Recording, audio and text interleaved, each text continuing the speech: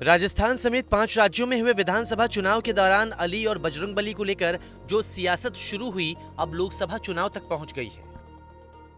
9 अप्रैल को मेरठ में उत्तर प्रदेश के मुख्यमंत्री योगी आदित्यनाथ ने अली और बजरंगबली को लेकर बयान दिया तो फौरन चुनाव आयोग के रडार पर आ गए। योगी आदित्यनाथ ने उस दिन क्या भाषण दिया था, जरा ये भी सुनिए।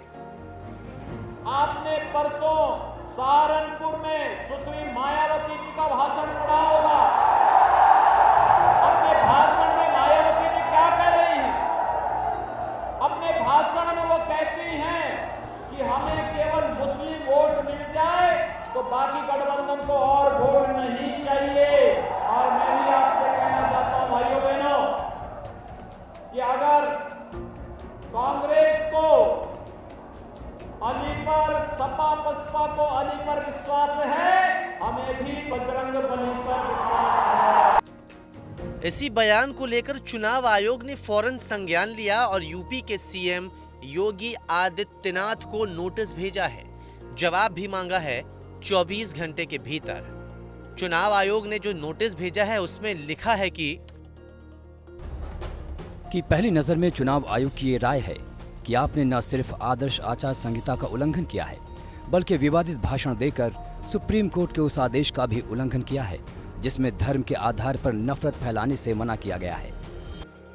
अब इस नोटिस के बाद योगी आदित्यनाथ को फौरन अपना जवाब दाखिल करना होगा। ऐसा नहीं है कि सिर्फ योगी आदित्यनाथ को ही नोटिस भेजा गया है। बसपा सुप्रीमो मायावती की ओर से दिए गए एक भाषण को लेकर भी चुनाव आयोग ने मायावती को नोटिस जारी किया है। जरा सुनिए मायावती का वो बयान। मुस्लिम समाज के लोगों को मैं ये बताना चाहती हूँ, आप लोगों को अपना वोट बांटना नहीं है, यानी कि समाजवादी पार्टी और आरएलडी के उम्मीदवारों को ही देकर तो आप लोगों को इन्हें कामयाब बनाना है। चुनाव आयोग ने मायावती को नोटिस भेजकर 24 घंटे के भीतर जवाब मांगा है।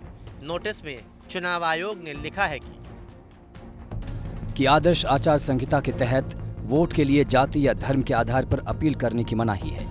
साथ ही जन प्रतिनिधित्व कानून भी कहता है कि कोई दल या उम्मीदवार वोटरों से जाति, धर्म, नस्ल, समुदाय या भाषा के आधार पर वोट की अपील नहीं कर सकता। उत्तर प्रदेश की राजनीति में चाहे वो योगी आदित्यनाथ हो या फिर मायावती, दोनों ही बड़े चेहरे हैं, लेकिन इस सियासी मौसम में जुबानी जंग बढ़ रही है और कहीं ना कहीं इसकी मर्यादा भी टूट रही है। लेकिन इस जंग में सिर्फ जीत जरूरी नहीं है, बल्कि मर्यादा का भी ध्यान रखना जरूरी है। धार्मिक आधार पर वोटों के ध्रुवीकरण की कोशिश पर चुनाव आयोग ने सख्त रुख अपनाया है। आयोग ने योगी आदित्यनाथ और बसपा सुप्रीमो को नोटिस भेजा है।